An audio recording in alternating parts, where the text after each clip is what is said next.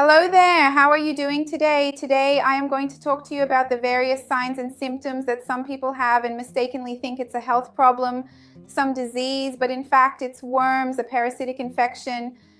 The person imagines they have a health problem, treats it but never gets better because it wasn't that, it was actually a parasite. I will tell you what this is, what you can do, including how to avoid getting worms. You will love this video. Stay until the end because you won't want to miss it. If you love tips on nutrition, health, and fitness, you will love the channel. Take the opportunity to subscribe. Remember to activate the bell to receive notifications.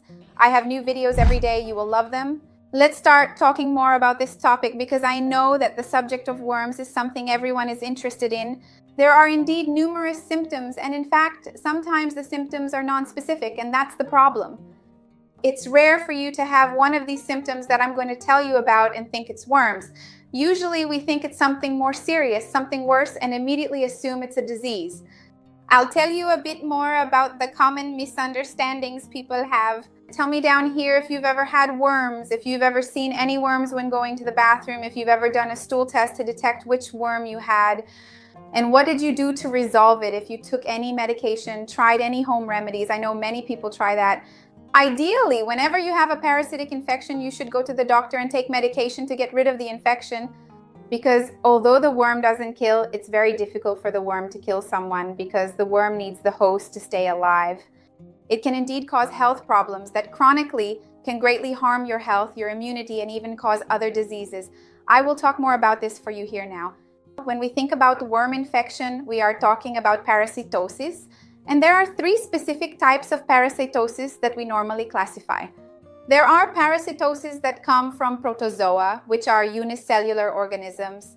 Usually it's Giardia, which causes giardiasis, and I will talk more about this for you. There are parasitoses that come from helminths, which are multicellular, those larger worms like roundworms and tapeworms. Normally, when we think of worms, you think of roundworms or tapeworms, which are the longer ones. And there are also ectoparasites, which are other classes of parasites like lice and ticks. I won't talk about those in this video. I will focus more on those that inhabit our digestive tract and can cause symptoms similar to a disease. Their presence causes symptoms as if it were a disease, but in reality it is not a disease. It is a parasitic infection. And it's important to mention this because it's very common for people to have worms. It's very common because unfortunately you have the habit of touching something that might have a worm on it and then putting your hand in your mouth. Sometimes you eat at a restaurant and have a salad that wasn't washed properly. Sometimes even in a good restaurant, the hygiene isn't that great and there's cross-contamination. So on the same board where they cut raw pork, they cut the salad, anything can happen.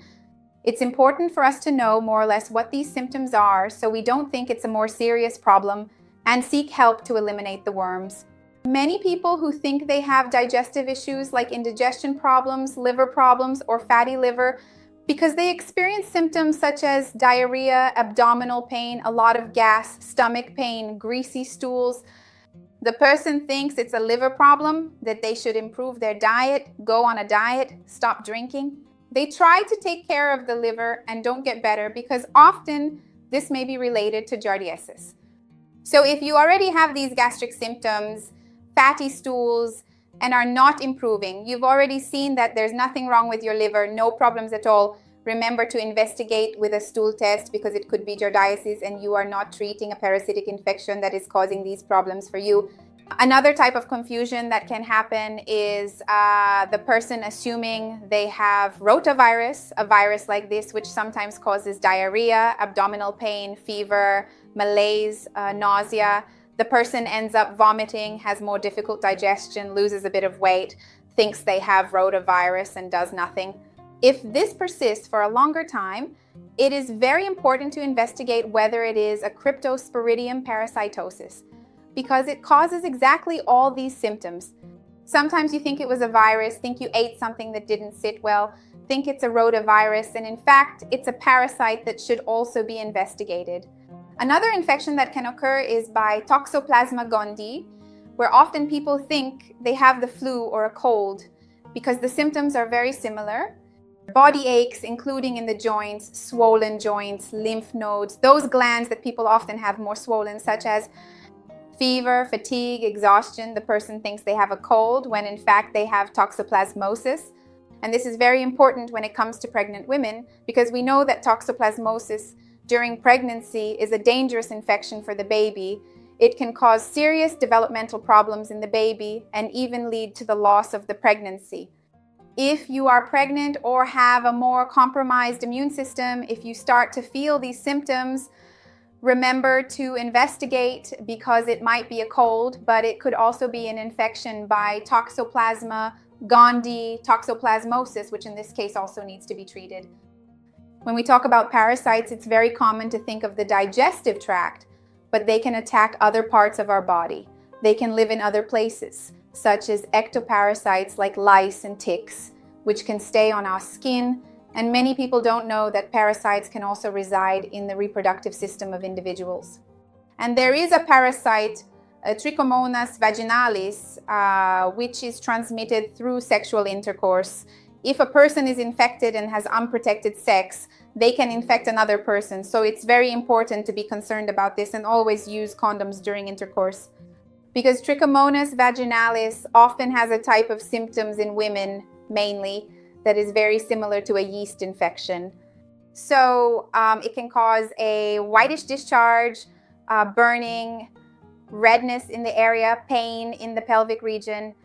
And usually when you have a discharge with itching and redness, most people think it's a yeast infection. Remember that I have a video here on the channel talking about yeast infections. It is not a parasitic infection. Yeast infection is related to the imbalance of the vaginal flora itself, and it has nothing to do with sexually transmitted diseases. It's something else.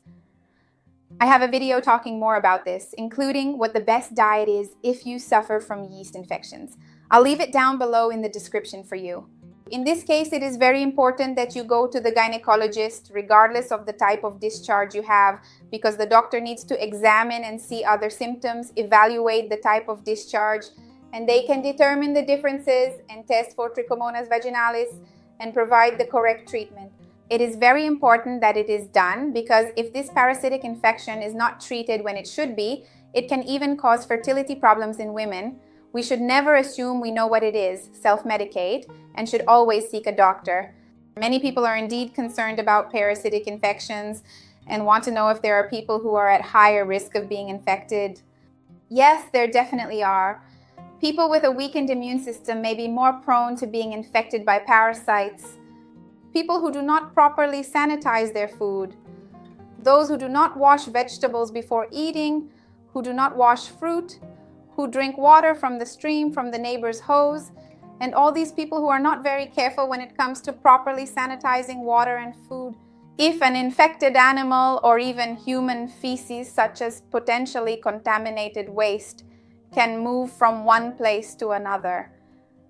For example, if there is a sewage leak near where you live and it rains, untreated and potentially harmful sewage will flow down there. If there is a plantation in front, it can also be infected by human feces. This can indeed happen.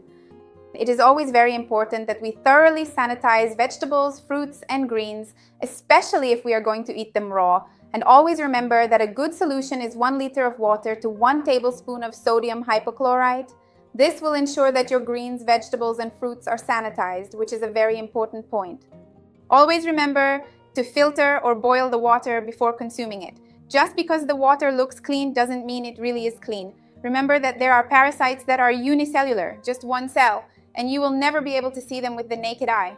Furthermore, people who work handling human feces in their occupation may be more susceptible to, for example, people who work in daycare centers, who work with small children, who clean children's bottoms, who touch everything, put their hands in the dirt, and put their hands in their mouths. The people who are more predisposed to having parasitic infections are children who also do not take much care with their food. If food falls on the ground, they pick it up and put it in their mouths.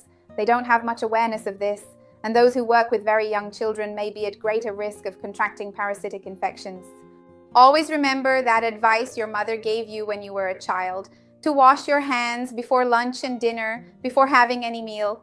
Even if it's just having a snack in the afternoon, wash your hands with soap and water and wash your hands after using the bathroom. I think we don't even need to say this, but it's always good to reinforce. went to the bathroom, wash your hands before eating, wash your hands, because this will also significantly reduce the risk of you contracting a parasitic infection. Remember that I have other videos talking more about this subject, about worms here on the channel, including talking about papaya seeds, curiosities that people have. I will leave it down here in the description for you. Tell me if you've ever had worms, what did you do to resolve it to get better? I would love to see your comment. Like the video as it helps me a lot, and share it with those who will enjoy it, with those who need it. Let's together expand this chain of good, which is what I want here with the channel. Until next time, bye.